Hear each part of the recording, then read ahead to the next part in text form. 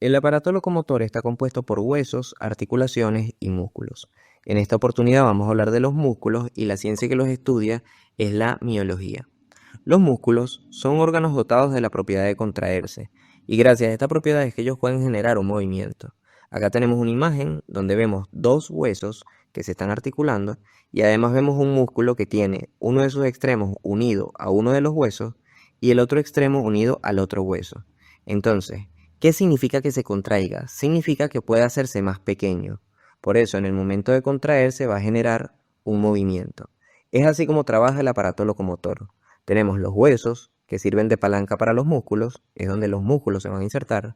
Las articulaciones, que mantienen esos huesos unidos y que además, en el caso de ser una articulación móvil, va a permitir el desplazamiento de uno de ellos.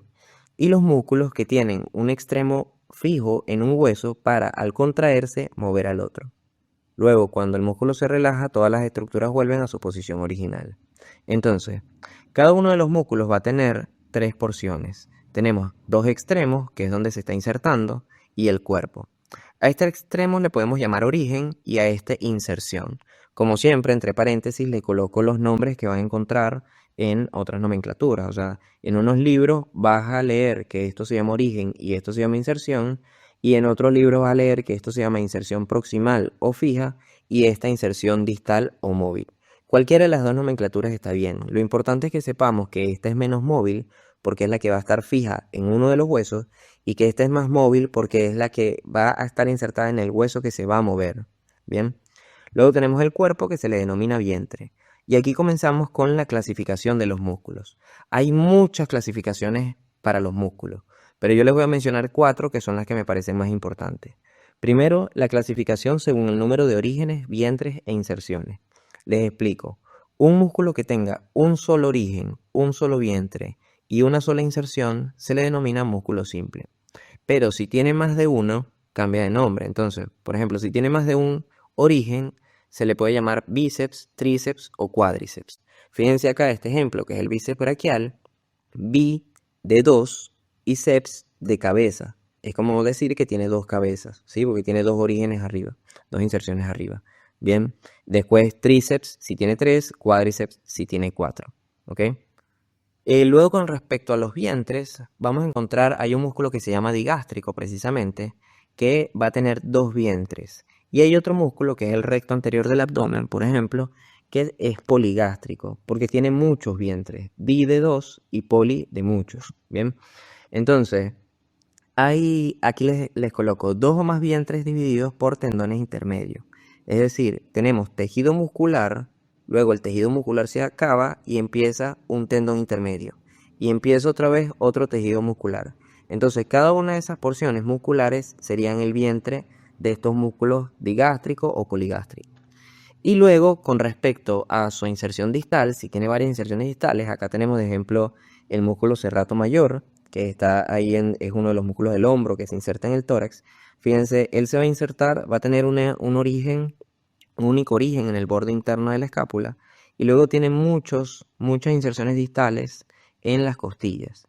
Entonces, a esos músculos así se le llama bicaudal, tricaudal o en este caso policaudal. Seguimos con la clasificación según la fibra muscular, que en lo personal opino que esta es la más importante, pero esto lo van a ver más que todo en histología, no en anatomía.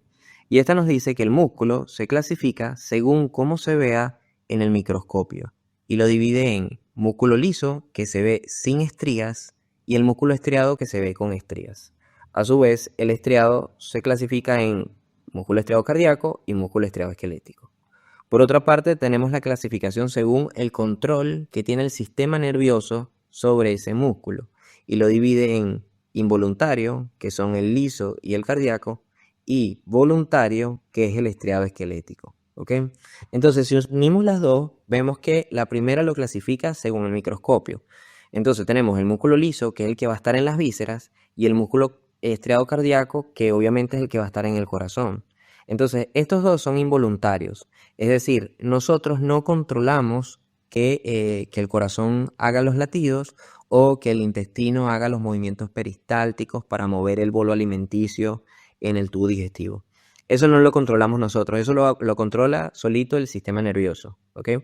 Ahora, por otra parte, lo que sí controlamos es la musculatura estriada esquelética. Eso sí es voluntario, que son los músculos de los miembros, o sea, del miembro superior, los músculos del brazo para moverlo, los músculos del miembro inferior para caminar, o los músculos masticadores en la cabeza para masticar.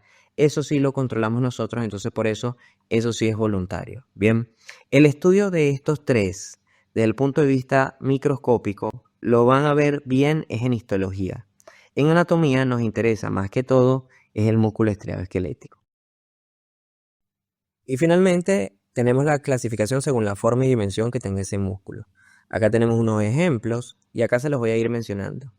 Primero tenemos músculos largos, anchos y cortos. Para esto se utilizan los mismos parámetros o dimensiones que utilizamos en osteología para los huesos largos, planos o cortos. Bien, aquí vemos el ejemplo en los músculos del abdomen. Los músculos del abdomen se clasifican en músculos largos y músculos anchos.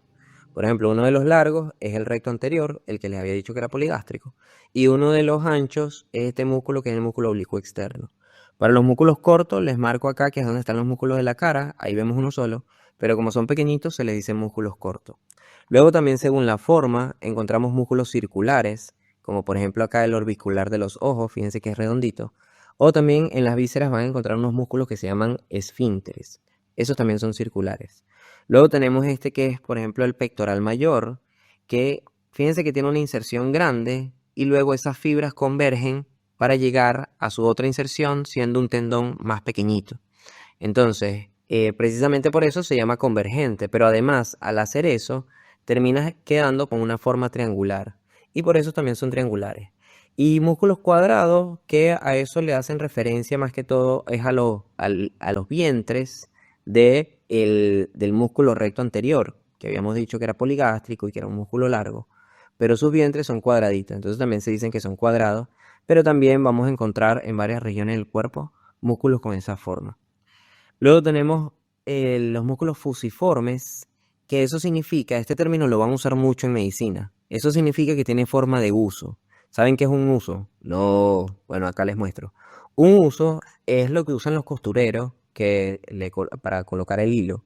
Entonces, fíjense que tiene una parte finita, después otra parte más gordita y después otra parte más finita. Bien, eso se llama forma de uso y el término que se utiliza es fusiforme. Lo van a usar mucho en medicina. Pero acá en el caso de los músculos tenemos de ejemplo el bíceps braquial, que ya habíamos hablado que tenía dos cabezas. Entonces fíjense cómo las cabezas tienen una parte finita, después hace una porción más globosa, más gordita, y después otra parte finita de nuevo. Entonces eso se llama fusiforme. Y luego están los peniformes, que significa que tienen forma de pluma. Entonces aquí tenemos de tres tipos. O sea, los semipeniformes, que serían los que tienen como que la mitad de la pluma, como el extensor largo de los dedos, fíjense. Y después están los peniformes, que son los que serían la pluma completa, como este que es el recto femoral.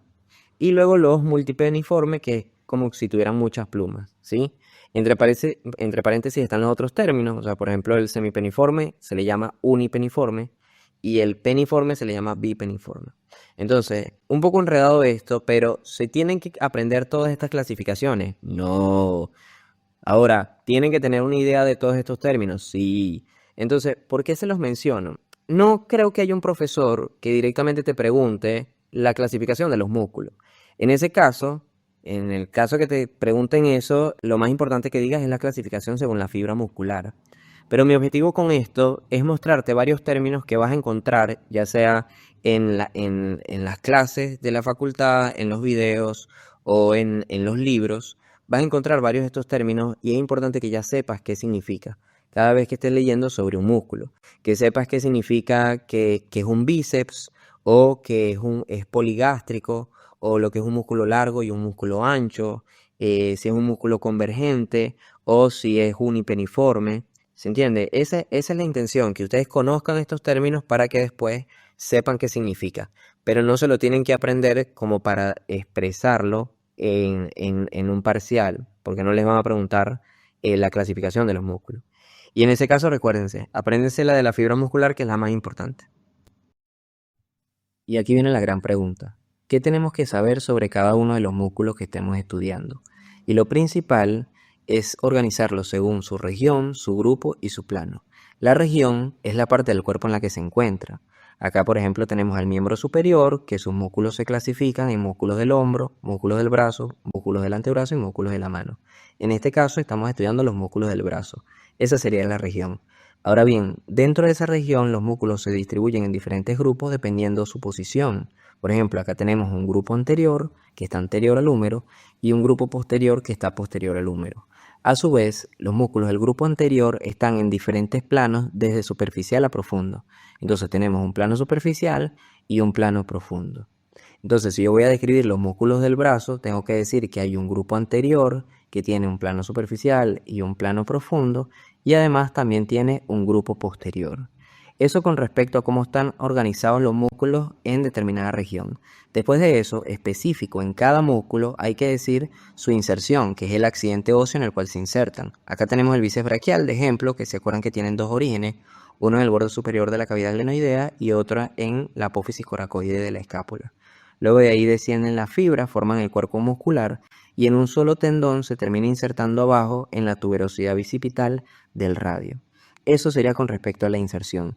Después hablar de la inervación, que es el nervio que le da esa inervación motora para que cumpla su función, y la función, que es el movimiento que se realiza cuando este músculo se contrae, no cuando se relaja, sino cuando se contrae.